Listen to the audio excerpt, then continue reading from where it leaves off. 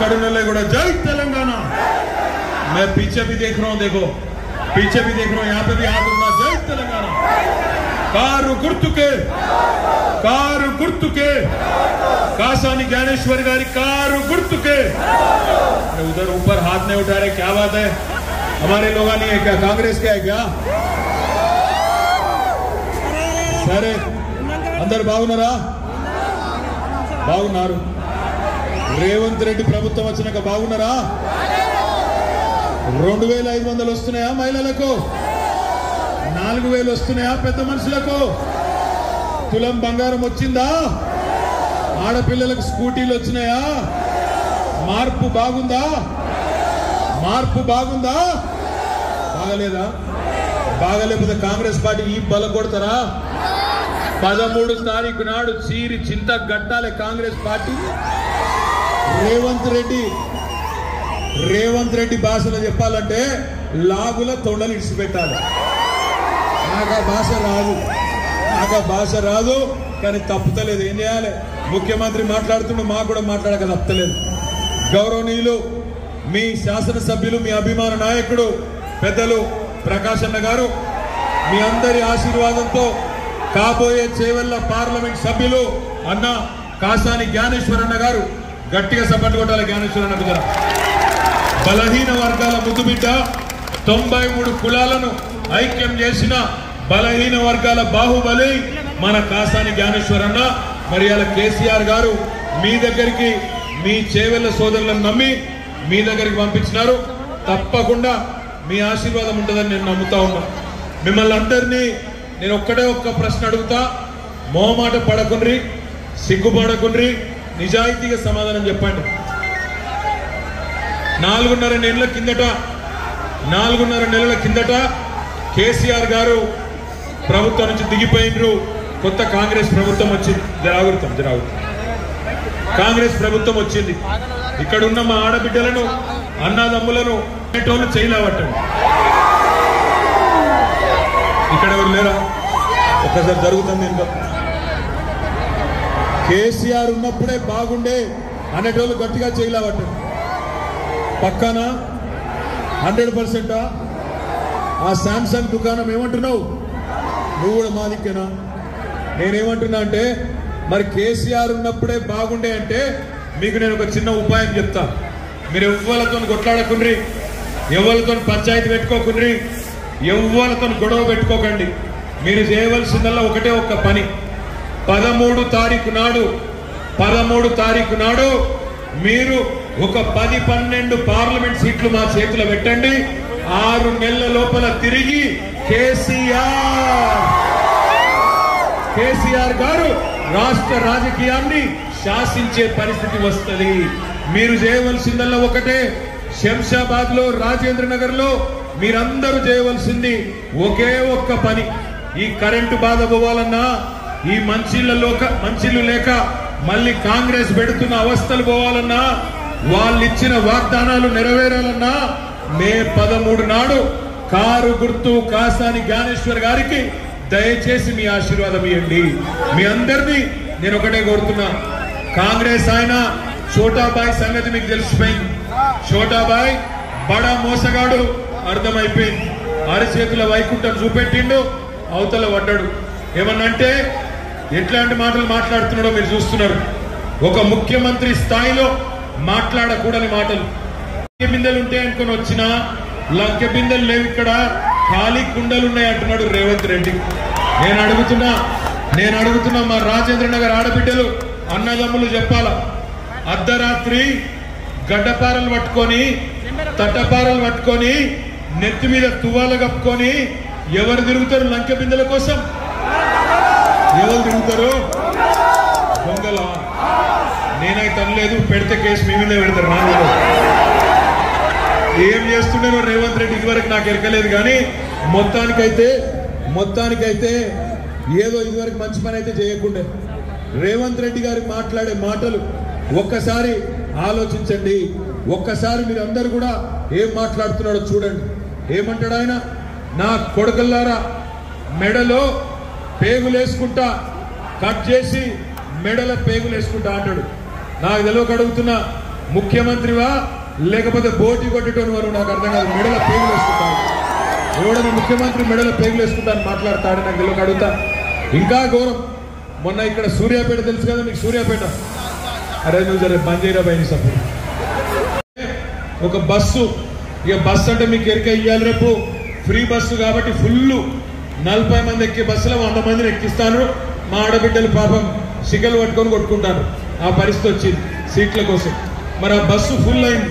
Full అయినాక ఏమైంది, ఒకడు జేబు దొంగ మోపైంది, జేబులు కొట్టుడు మోపైనట, దొరికిండు మొత్తానికి.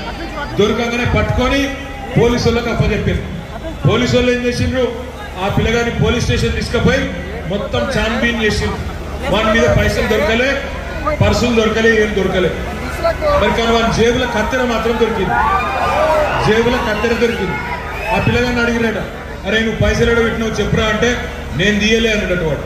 మరి జేబుల కత్తెర ఎందుకు పెట్టుకున్నావు రా అన్నాడట. అంటే వాడేమన్నాడు ఎరికేనా, రేవంత్ రెడ్డి పెట్టుకుంటేనేమో అడగావు, నేను పెట్టుకుంటే అడుగుతావు సార్, పెట్టుకోవద్దా గిట్టున్నాడు మన ముఖ్యమంత్రి. ఒక పిచ్చోని చేతిలో రాయి అయిపోయింది కదా మన రాష్ట్రం. దయచేసి మిమ్మల్ని కోరేది, రేవంత్ రెడ్డి గారి మోసం మీకు అర్థమైంది, రేవంత్ రెడ్డి గారు ఆడే నాటకాలు మీకు అర్థమైంది.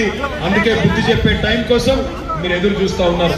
ఇక మరొక పార్టీ बीजेपी 2014 में बड़े भाई आए थे, बड़े भाई कौन, నమో నమో నమో నమో అంటే ఏందో ఎరికేనా, నమ్మించి మోసం చేసినోడు. నమ్మించి మోసం చేసిన నరేంద్ర మోడీ 2014 ఏమన్నాడు, भाइयों बहनों मित्रों आप सब लोग जन धन खाता खोलो, मैं धन 15 लाख देता हूं. పడ్డాయా 15 लाख పడ్డాయా వాళ్ళకన్నా, పడ్డాయా ఇక్కడ వాళ్ళకన్నా, నీకు పడ్డాయా ప్రకాశన పడలే, ఎవరికి పడలేదు. దేశంలో అందరినీ అవలగాలని చేసిండు. సంవత్సరానికి 2 కోట్ల ఉద్యోగాలు ఇస్తా అన్నాడు. మరి 10 ఏళ్ళ 20 కోట్ల ఉద్యోగాలు దాని మీద చెప్పాడు. కాలా ధన్ కాయ్ మోడీజీ అంటే సమాధానం రాదు. ఉద్యోగాలు ఎడవైన మోడీ అంటే సమాధానం చెప్పాడు. ధరలు తగ్గిస్తా అన్నాడు, తగ్గియలే. పెట్రోల్ ధర పెంచిండు, డీజిల్ ధర పెంచిండు, కూరగాయల రేట్లు పెంచిండు. ఎందుకు ఓటేయాలి నీకు చెప్పు మోడీ గారు అంటే ఒకటే ఒకటి చెప్తాడు. ఏమంటాడు, నేను గుడి కట్టినా నాకు గుర్తుడు, నేను గుడి కట్టినా నాకు ఓటేయింది. గుడిగట్టుడు ఒక్కటే ఓటేసినందుకు కారణమైతే కేసీఆర్ కట్టలేదా యాదగిరి గుట్ట, 4 కిందనే కట్టలే జోర్దార్గా. కానీ మనం గుడిని అడ్డం పెట్టుకొని రాజకీయం చేసినామా, దేవుడిని అడ్డం పెట్టుకొని ఓట్లు అడిగినామా, ఎన్నడు అడగలే. దేవుడు దేవుడు, రాజకీయం రాజకీయం.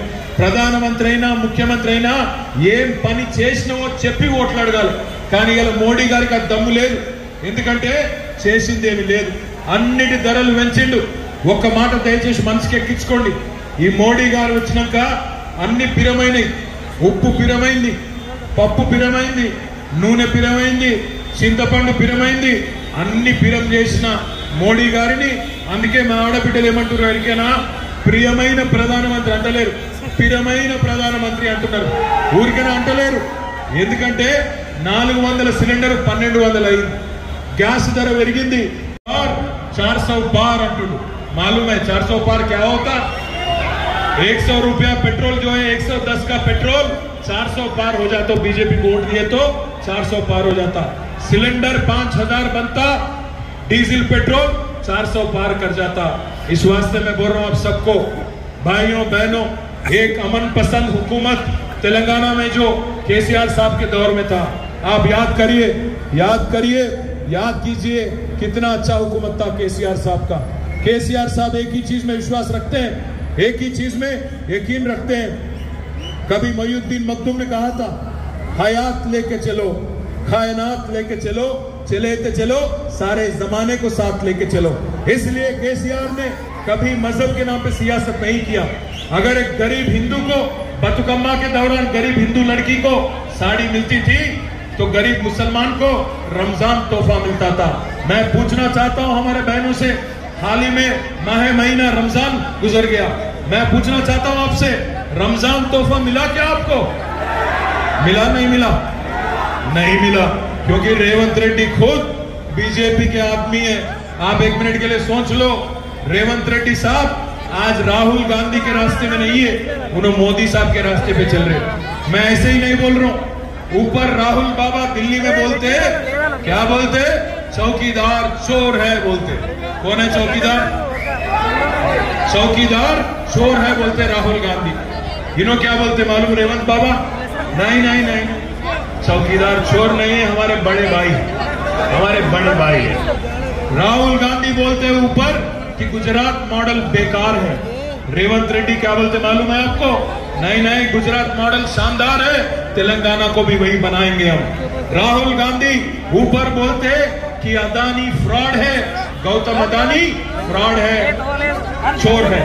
रेवंत रेड्डी बोलते कि गौतम अदानी हमारे फ्रेंड है, हमारे दोस्त है। इसलिए भाइयों बहनों, अगर आप गलती से कांग्रेस पार्टी को वोट देंगे, याद रखिए, गलती से कांग्रेस पार्टी को वोट देंगे, ये आदमी रेवंत रेड्डी वो खुद जाने वाला है बीजेपी में। अगर गलती से आप कांग्रेस को वोट देंगे तो फायदा पहुंचेगा बीजेपी को, आप याद रख लेना।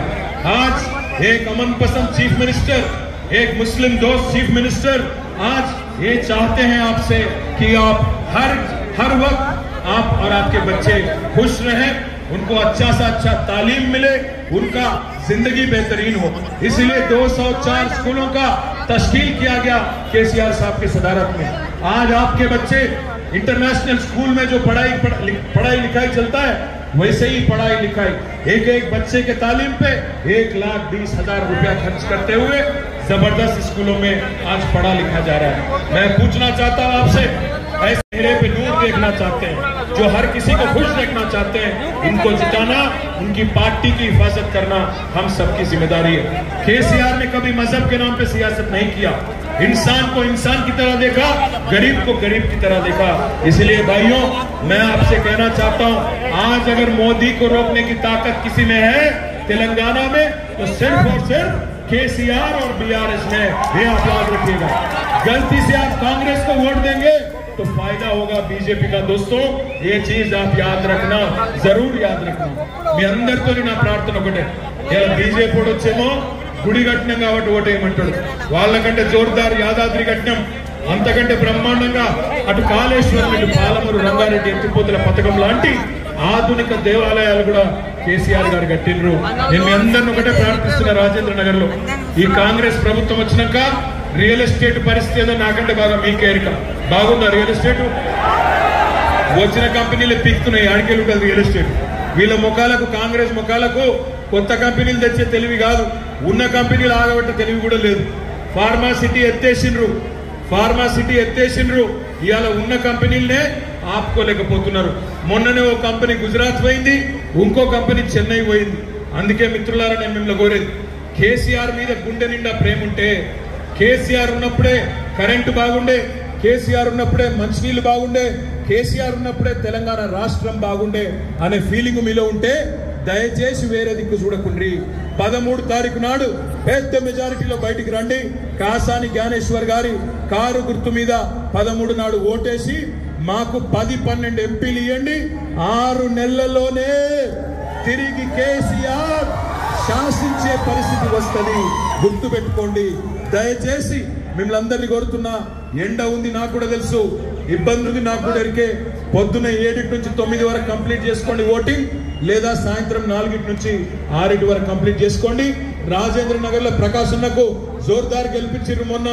రేపటి రోజున కూడా జ్ఞానేశ్వర్ అన్న బలహీన వర్గాల ముద్దు బిడ్డ.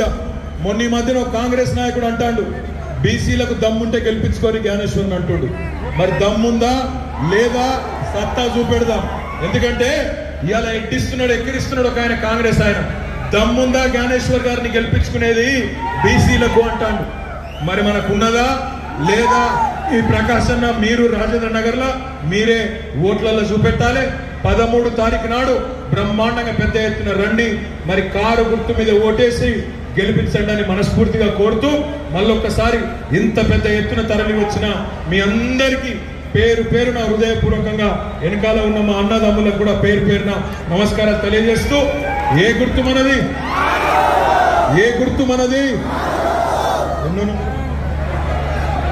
నెంబర్ 1 ఉన్నది. చేవెళ్ళ పార్లమెంట్ లో కారు గుర్తు నెంబర్ 1. రేపు డబ్బాలు ఇప్పినాక కూడా రైమని ఉరకాలే కారు నెంబర్. ఒక్కసారి కారు గుర్తు మీద ఓటేసేటోళ్ళు చేయి లావటండి ప్లీజ్. నేనైతే ఇస్తున్నా భయ్, వెంకలలో ఇస్తలేరా మీరు?